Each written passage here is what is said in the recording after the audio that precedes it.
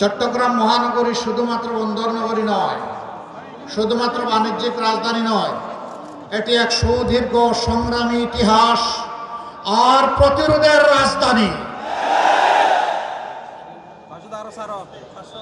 বাংলাদেশে ৭১ সালে স্বাধীনতার ঘোষণা এখান থেকেই হয়েছিল।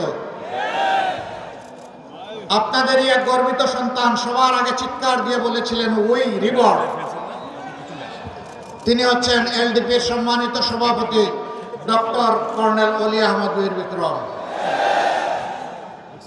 জিয়াউর রহমান সাহেবকে হাতে ধরে সামনে এগিয়ে নিয়ে গিয়েছিলেন। চট্টলাবাসী আপনাদেরকে স্যালুট। এই গর্বিত ইতিহাসের আপনারাই সূচনা করেছিলেন। কেন? তিনি আজকে আক্ষেপ করে বলেন,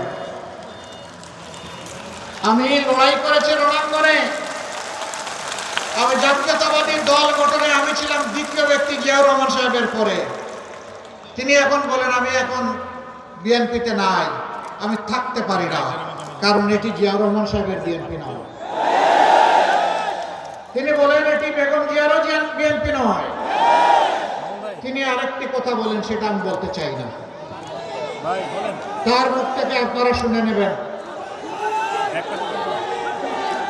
সম্মানিত ভাইরা, আমরা তো সকলেই মুসলিম ছিলাম, টানা 15 বছর, আমরা আরেকটু বেশি।